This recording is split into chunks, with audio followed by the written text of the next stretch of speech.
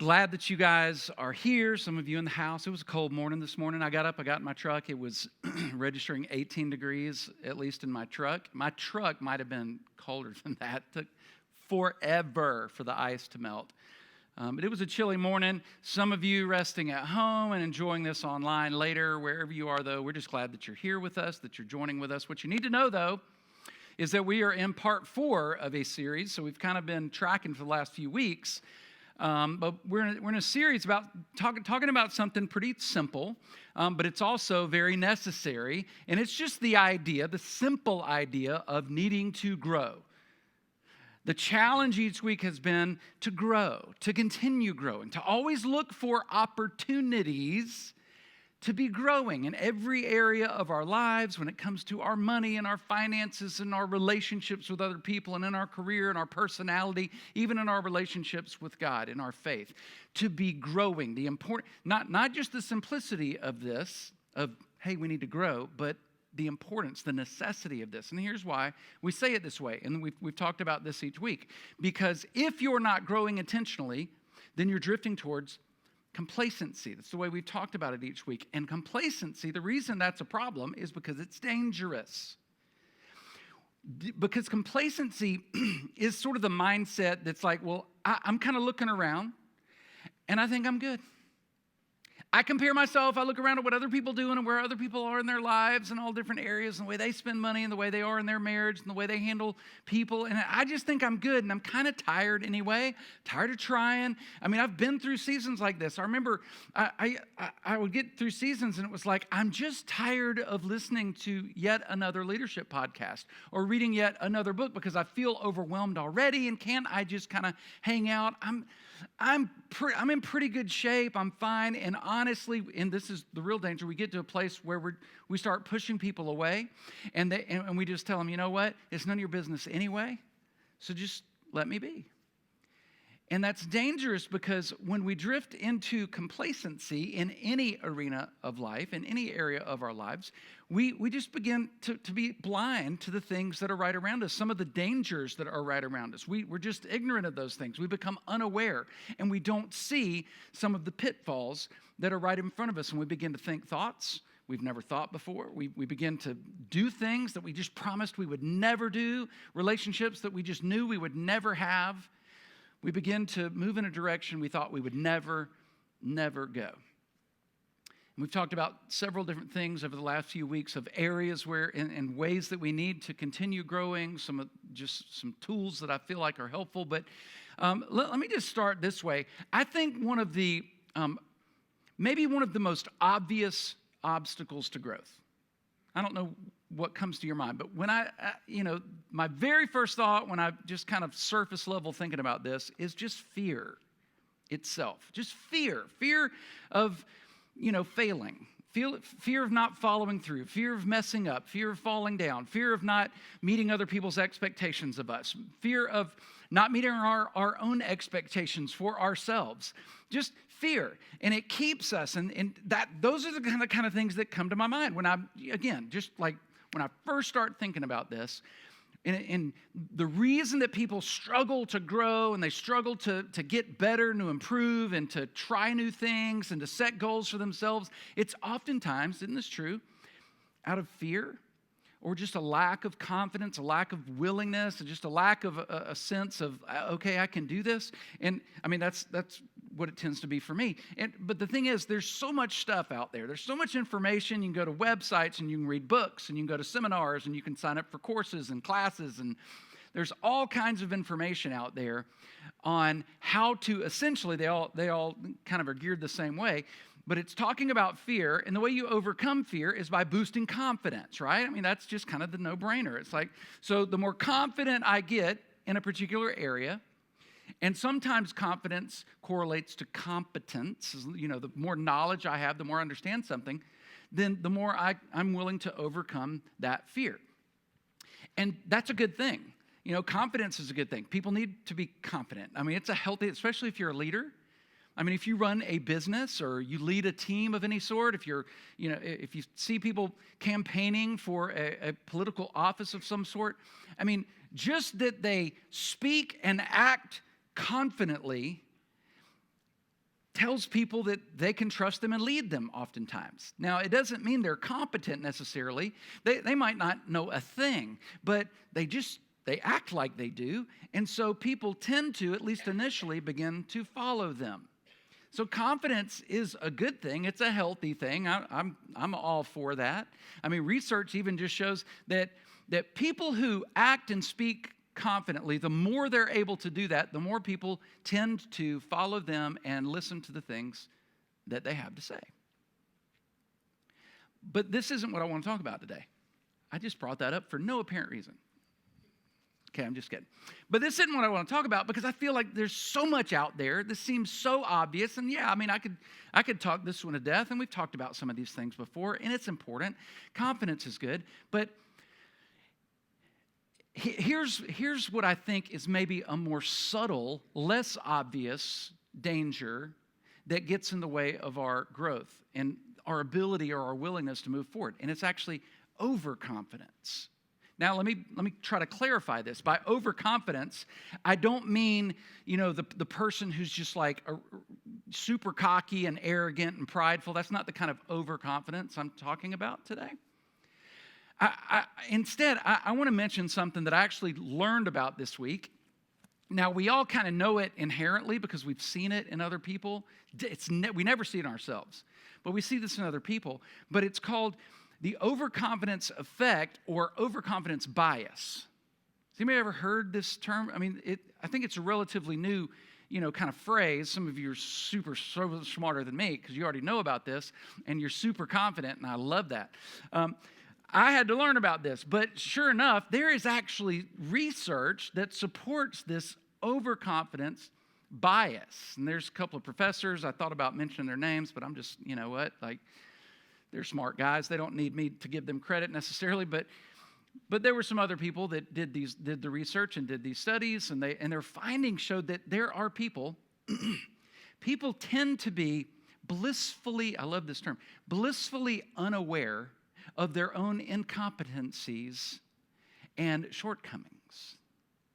Let me say that again. I love that. These are people who tend to be blissfully unaware of their incompetencies or shortcomings in a particular area, maybe just in life in general. They just feel like they've kind of got it right. They figured it out. In other words, these are people who suffer from overconfidence bias. They overestimate their own abilities and what they really know about something. And because of that, they tend to jump into things that maybe they're either, one, not prepared for, or two, just really not capable of altogether. Let me give you an example. Did anybody, raise your hand if you used to watch American Idol? There's you can be honest here. Anybody watch American Idol?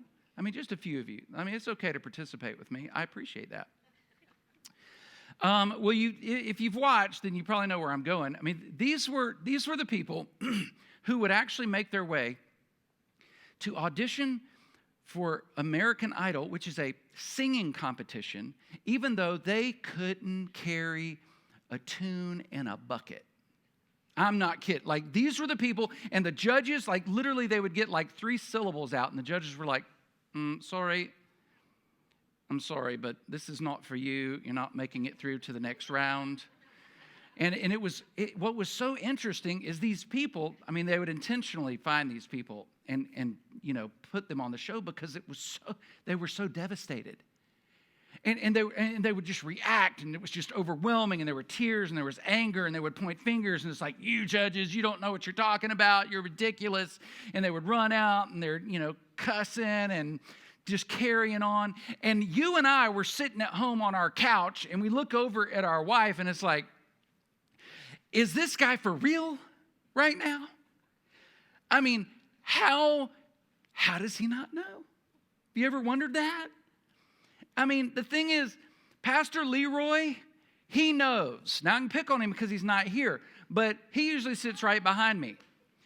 Now, he doesn't care that he can't really, sing incredibly well, but he also knows it. He is aware. He wishes he could, sound like the most beautiful instrument in the world. But he's aware. He's at least competent to know that. But these people who suffer from overconfidence bias, they don't see it. And we're like, are you kidding me? Has nobody ever told them? How do they not know? They can't sing a lick. This is ridiculous. Okay, and another example. It'd be the person who invited Mike Tyson into the ring with them simply because they had watched every Rocky movie growing up and they had gotten some golden gloves for Christmas that year. And so it was like, I am ready to go. So, people was like, that's ridiculous. But that might be, that's overconfidence bias. This is the person who, and I'm not going to name names, but this is the person who is so, they so overestimate their ability to know where they're going when they're driving, that they go on a long trip, they get lost, and they just refuse to ask for directions. And we know people like this. And it's like we think, it's just, how do you not know? And it's like, I'm not lost. That's why. Because I'm not lost. I'm just misplaced right now. I'm simply disoriented. That's it. I'm not lost. And that's overconfidence bias. We're just convinced of something that maybe is or isn't true. And the thing is, here's what the research also shows, and this is the real danger in overconfidence bias, and this is what it shows, that the more incompetent somebody is in a particular area, the more likely in those scenarios, they're actually more likely to make some of the biggest and most overconfident decisions. Isn't that crazy?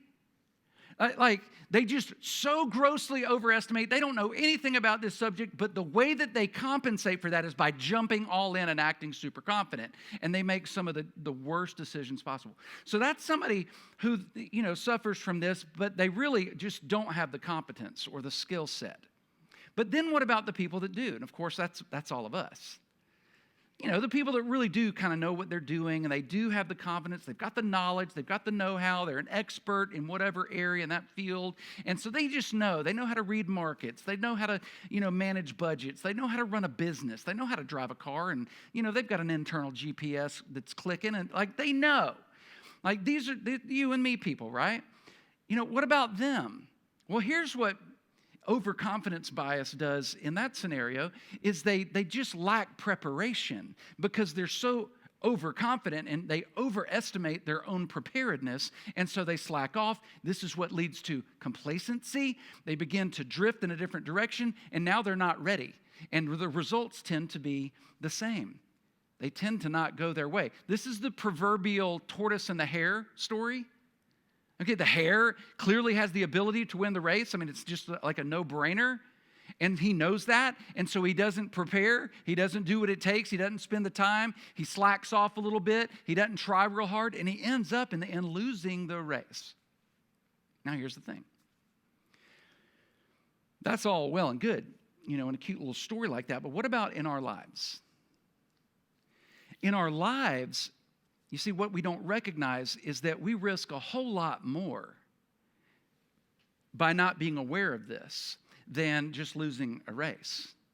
Perhaps we risk getting ourselves into some real financial troubles because, we thought we knew how to read the markets. And, maybe we made some really poor financial decisions because we were so confident. We just put all our eggs in one basket. We were just convinced we knew.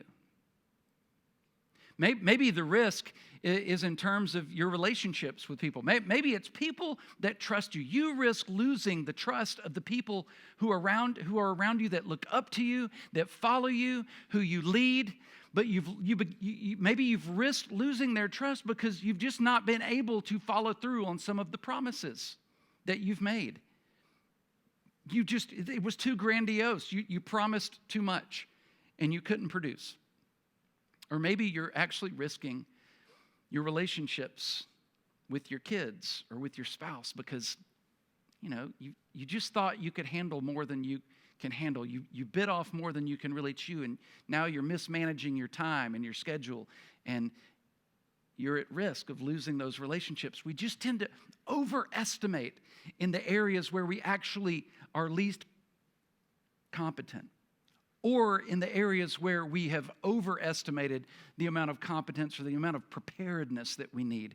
And so we find the same results. Here's the thing. If it's possible that that could be one of us, or that at the very least you know somebody, probably the person next to you, who occasionally suffers from this, just know you're in good company. We've been talking about the Apostle Peter each week, and I believe this was one of his greatest struggles. Not just being super confident, but suffering from overconfidence bias. I think he struggled with this. This was something, and let me just put this up. I forgot to run this slide. This is when our abilities, if you want just a quick definition, when our abilities don't match our level of confidence. Like it just doesn't jive. We feel like we're super competent, but really it doesn't match, and our ability is way down here. That's overconfidence bias. So the Apostle Peter, I feel like, suffered from this, but oftentimes his level of confidence, we talked about, over the last several weeks, that it led him to, jump out there, and he was kind of like the self-proclaimed spokesperson for the other disciples, and he would, was willing to speak up and to answer things and to do things and to try things that other people weren't. And so oftentimes it produced, decent results.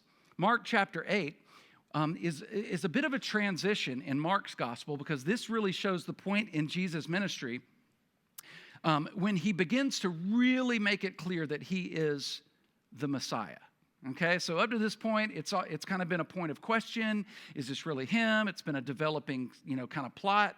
But then in Mark chapter 8, Jesus begins to reveal himself, but as Jesus often did, he didn't just come out and answer, come out with the answer. Like, he would actually ask a question of people. He wanted them to discover the answer, always. That's why he would tell these stories and parables, and then he wouldn't, really explain them to everybody. He wanted them to figure it out. That's what faith is. He wants them to take the step and to discover this. Well, in Mark chapter 8, Jesus just poses the question. He's beginning to reveal himself, but again, he poses the question. So who do you say I am? Who do you think I am? I'm curious. Other people say I'm Elijah or John the Baptist, but who do you think I am? And Peter just confidently jumps in, pipes up, and says, you're the Messiah. And he nails it. Like, this was correct. Jesus, gives him props. Like, you got it. Like, that's who I am. And he answers correctly. And it's like, wow, man, that's just he's so confident. Man, that's awesome. I wish it was more like Peter. But the thing is, then, once Jesus agrees to this, like, yep, that's right. I'm not just a teacher. I'm not just a rabbi. I'm not just a prophet. I am the Messiah, the promised one, the one you've been waiting for. But then he begins to, so that's who I am. But then he begins to talk about what he's there to do, like what his purpose is, okay? And here's the thing. Peter didn't like it. Now, the other disciples weren't, super excited about it either, but Peter, of course, is the bold one. And Jesus starts talking like, things are about to get really bad. One day I'm going to get arrested, and then I'm going to be unfairly tried. I'm going to be crucified. I'm going to be put to death. Peter didn't like that. Peter was confident that he knew better. So, in the same breath where he proclaims that Jesus Christ is the Son of the living God, Peter took Jesus aside and began to rebuke him. Now, that should weigh on you. It's like, are you kidding? Now, this is the guy that can't sing that thinks he can sing. It's like, Peter, how do you not know? You literally just said that he is God in the flesh. And yet, you don't agree with now what he is talking about his purpose being, and you think you know better, and you're pulling him aside and telling him, Jesus, are you kidding me? Why all the negative talk? Like, why are you moving in this? This can't possibly be true. This can't be what you're about. You're about to, set yourself up and take over the world and defeat the Romans, and we're going to, bring Israel back to its grandeur and glory. It's going to be amazing. What are you talking about? And Jesus begins to then turn around after praising Peter for knowing who he was. He then rebukes Peter for not knowing what he was there to do. You see, Peter, this is what his overconfidence bias produced. He recognized who Jesus was, But he didn't know it all. He didn't fully understand what Jesus was there to do. It's like Jesus was saying, Peter, because he said, get behind me, Satan. In other words, I think essentially Jesus was saying, Peter, you've overestimated your understanding and your knowledge of who the Messiah is and what he's here to do. I am the Messiah, and which you have rightly said yourself, and yet you think you actually know better than I do about what I'm here to do. You've missed it. You have overestimated your level of knowledge and competence when it comes to this subject. You just don't quite know what you're talking about. You're going to have to get out of the way because your perspective is a worldly perspective. It's not God's perspective. Well, then later, sometime later, you are familiar with the story when Jesus walked on water. That's a pretty famous scene for us. But it's when Jesus walks out during the middle of the night. His disciples are in a boat, and there's a lot of wind, and there's waves, and they can't see where they're going. And these guys know what they're doing. They're experienced fishermen.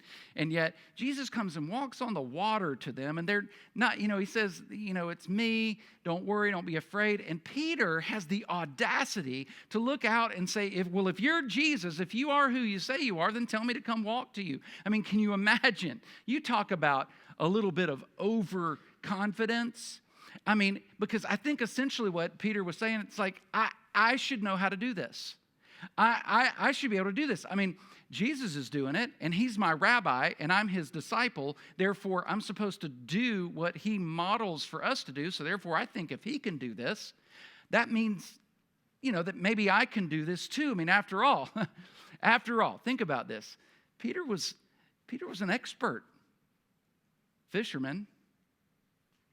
I mean, he, like on the back of his truck was the sticker that said lake life, okay? Like he grew up on the lake. He knew how to ski and slalom and barefoot, like the whole 9 yards. He was a great fisherman. He knew how to handle himself on the water. But guess what? His overconfidence bias when it came to this area fell short because what he wasn't an expert in was water walking. And so sure enough, he gets out and he takes a couple of steps, which was a miracle in itself, but then he begins to sink when he sees the wind and the waves. And he experienced potentially devastating results. It's not exactly what he was thinking would happen. Well, then, right at the end of Jesus' earthly ministry, his life on this earth, it's the night before he is to be crucified, and he's talking to his disciples again, and he's revealing once again, he's reminding them again of what's about to happen. Here's what's about to take place, guys. We've had a good run. Things have been awesome, but I'm about to be arrested. I'm just predicting I'm about to be arrested. I'm going to be unfairly tried. I'm going to be crucified, and I'm going to be killed. And then I'm going to go somewhere that you can't go. And once again, Peter is just convinced that he knows better. No, this cannot be right.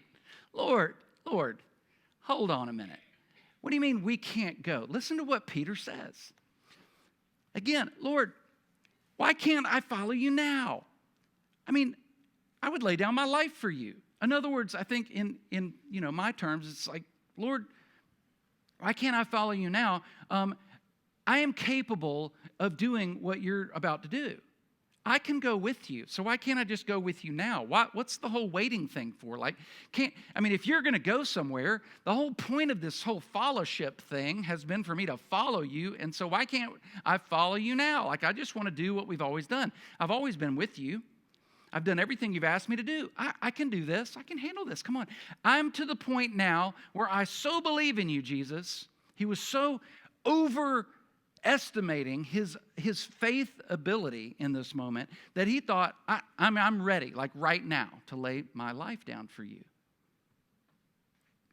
And yet Jesus speaks to him, and he always answers a question with a question. Well, will you really lay down your life for me, Peter? In my terms, in my words. Are you sure you're ready? Are you really ready? I think maybe you've overestimated your current ability to go where I'm going.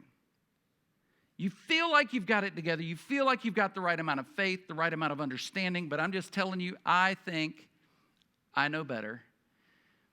And I'm telling you that before the sun even comes up tonight, like early in the morning, you will have already just completely denied any association with me on 3 different occasions. You're just going to say, I don't even know that guy. Are you kidding me? And sure enough, what Jesus predicted came to fruition. Just a little bit later, he was arrested, and all of his disciples, including Peter, scattered into the darkness. And before the sun even came up, Peter denied any association. Now, here's what's crazy. And I love this. I love thinking about this because anytime we read Scripture, if you're familiar with Bible stories, maybe you did some vacation Bible school, you've been in church a long time, whatever, we have the advantage of kind of knowing how the story goes. So anytime we read something, it's really hard not to consider the end of the story. And so when we read, all of the things that Peter went through and the crazy things that he experienced and some of the dumb stuff that he did, we sort of take that with a grain of salt, and it's like, but we know better, like things are going to work out for him, and he clearly gets things kind of turned around and going in the right direction. And so honestly, I look at Peter and I'm just kind of amazed at who he was. I mean, he was so confident, and he was bold, and he was willing to do things that others wouldn't do and say things that others wouldn't say, and he just spoke up, and maybe he didn't get it all right, and he didn't know everything, but man, he was so confident. I wish I could be more like Peter. But here's what I think we miss when we think that way. See, we feel that way about the things that he did when we read this because we know the end of the story. He ends up being a pillar of the early church.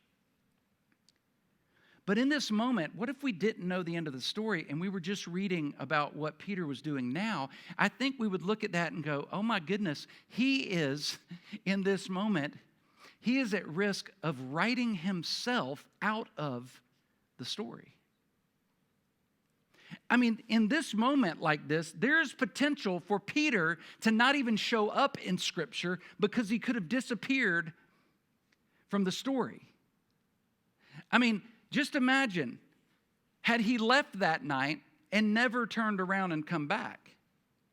Because it was like, you know what, this is a little too much. I think I know better. I mean, I'm not buying what Jesus was saying because he said he's the Messiah, and yet here he's going to get killed, and he's just been arrested. And I was like, I'm done with this because I don't think this is the way it should go. This doesn't make sense. This doesn't add up.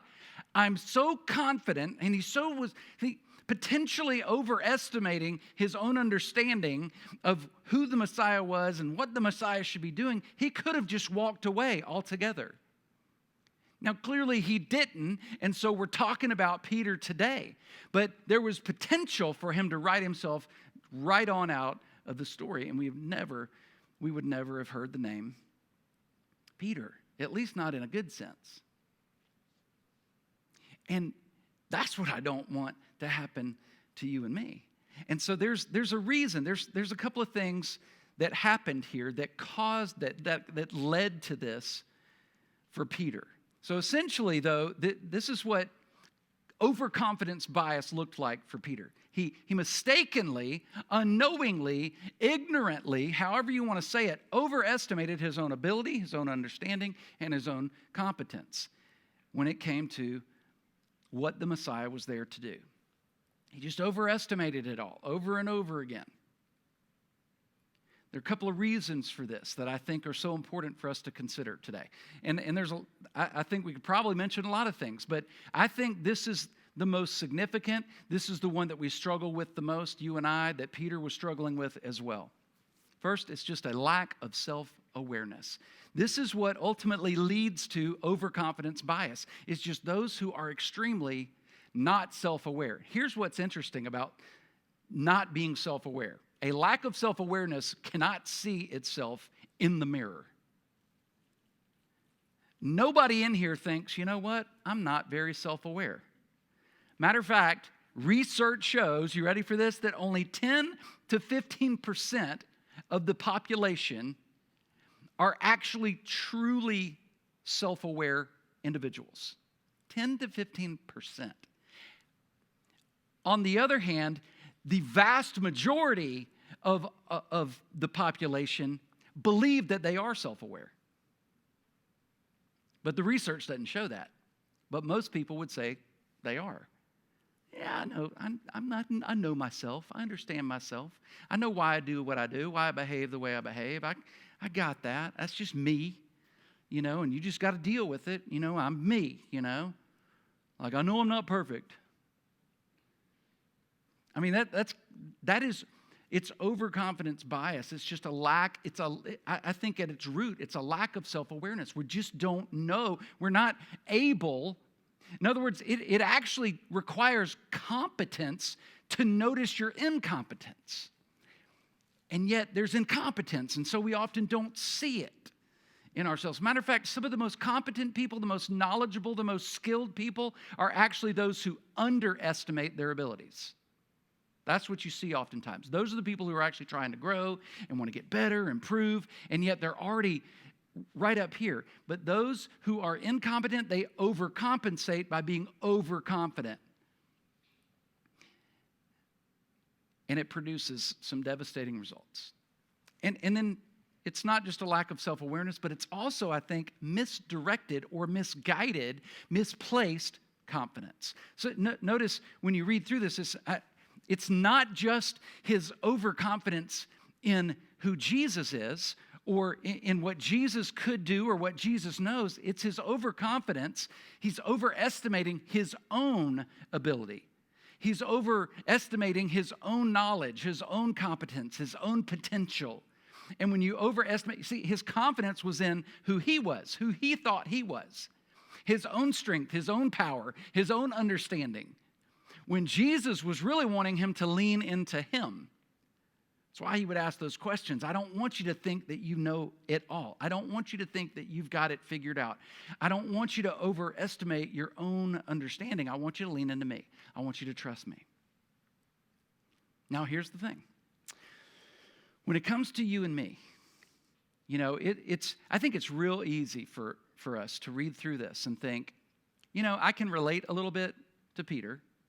I mean, I kind of see myself in him a little bit, but I don't think I would ever get to a place where I would do what he did. I mean, I wouldn't suffer from overconfidence bias so bad that I would actually deny Jesus. I mean, some of you may not even be a Christian, may not even call yourself a follower of Jesus, and you can still think, well, if I was, I can't imagine getting to a place where I'm so blind to myself that I deny Jesus. And yet the truth is, don't we tend to do this all the time? We lean into ourselves.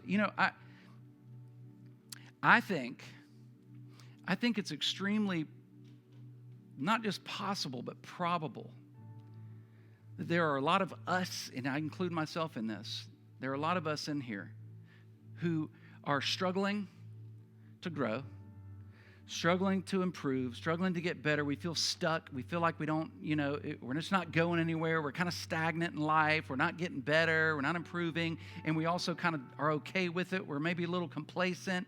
And we're struggling in different areas of our lives. And I bet there are some of us in here who are a little bit responsible for that. And the reason is because you just can't get out of your own way.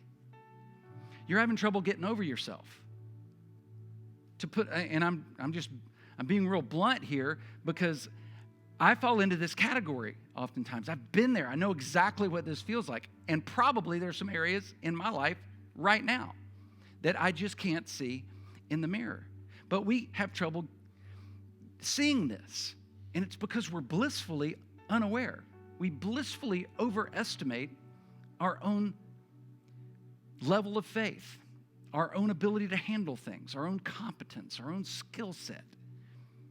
And as a result, we've gotten to a place where, maybe there's some relationships that are struggling. Maybe some people in your family that you're not even talking to right now.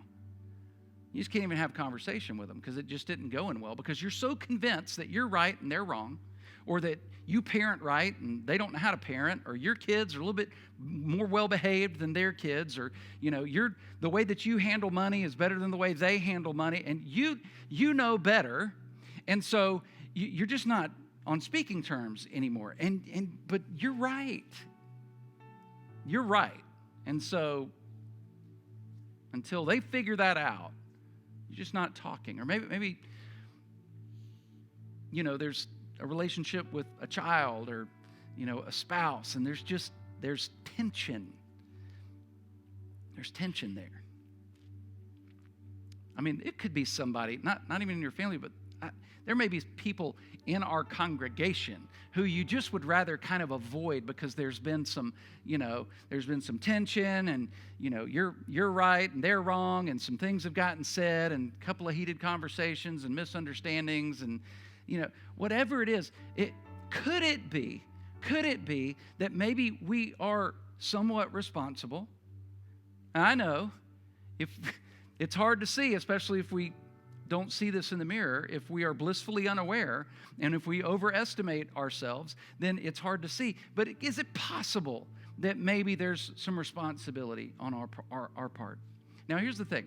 If that's not you, it's like there's no chance. This is definitely everybody else. I understand that. So here's some things that I think are important for us to make sure that we are doing, if we're not doing, in order to raise our level of self-awareness. This is what and there's a lot of things I could talk about as far as, some ideas and some things you can try and do. I mean, literally the list would be really long. But for today, I just want to make sure that we've got something to walk out of here with. And so I just want to talk about what I think is the most important, and it's raising the level of self-awareness that we have, okay, so that we can see some of this in the mirror. First of all, here's something I think that might help. Listen to people you can trust. Now, it's this last part that I think really matters. People you can trust. In other words, these are people who love you, who really do love you. They care about you, they care for you, and they honestly want to see you grow and to see you mature past where you are, and they love you so much that they're willing to lovingly speak to you and point some things out in your life. Now, that's not everybody in your life, but there is somebody or a few somebodies who you need to be willing to allow to do that. But then you've also got to do the first part, be willing to listen. You see, there's a lot of you that have some people in your life, and they have been saying some of these things. They do love you that much, and they've been speaking it, but you just haven't been listening because you're wrong. Have you forgotten I'm right? Could it be that you have overestimated your rightness? Okay, so that's, I think, part of this. And then develop a healthy view of yourself. Now, this one sounds kind of like, psychobabble a little bit, but this one's important. Develop a healthy view of yourself. In other words, become more accurate in your estimation of who you are and what you're capable of and perhaps not capable of. And this takes some work. This takes some effort. This takes a willingness to... This is why, you ready for this? Some of you hate these. But this is why personality assessments, I think, are super helpful. Now, this isn't the only tool out there. It's not the only resource, and it's not the end-all, be-all. But I think they're super helpful. This isn't about categories. It's not about putting labels on people. You know what this is about? This is about developing self-awareness. In other words, the more you understand why you behave the way you do, why you react the way you do, why how you kind of act in certain social settings and social situations, the better you understand yourself, the more self-aware you become, and the better you are able to handle certain circumstances and situations, okay? And then finally, you'll hate this one, but surround yourself with people who are better than you. Now, if you suffer from overconfidence bias, you are going to resist that to the nth degree because that's no fun. But you know what? Healthy leaders, people who are growing in a healthy way in their life, in every area of their lives or in any area of their lives, it is because they are willing to surround themselves with people who are a little bit smarter than they are, they're a little bit more mature than they are, they're a little bit farther along than they are, and they're not threatened by it, they're challenged by it. But up to this point, it could be, you see, somebody that suffers from overconfidence bias is always the smartest person in the room. They always know more than everybody else knows. They can one-up those stories. They know how to lead better. They know how to, manage better. They've got it all figured out. And those are people who are complacent, they're stagnant, they're not growing, and they are right on the verge. They are in danger of disaster in some area of their life. Surround yourself with people who make you better, who can challenge you, who can kind of sharpen your edges a little bit, make you a better version of you. That I love that. There's 1,000 things we could put on this list, but I think these are perhaps right at the top of the things that I could think of. Because this creates self-awareness. And the more self-aware you are, the less you struggle with being overconfident and overestimating your ability and getting into situations and circumstances that you've got no business being in. You'll make better decisions. You'll be better at your relationships. But it starts with self-awareness. And could it be that we have not arrived? Could it be that this is something we need to work on? Now, here's one bonus as we wrap this up. Here's a bonus.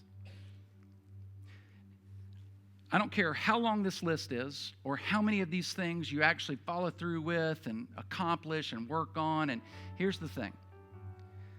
Until you place all of your confidence in your Heavenly Father who made you, who loves you, who created you with purpose and for a purpose, until you do that, none of this will do much for you.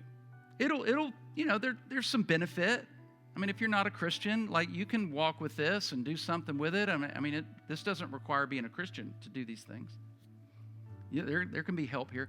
But here's what we believe, that you will never reach your full potential until you relinquish control, until you recognize that up to this point you've been misplacing your confidence. Because it's not about your confidence, your competence, your ability, your knowledge, your skill set. It is about placing confidence in the one who made you.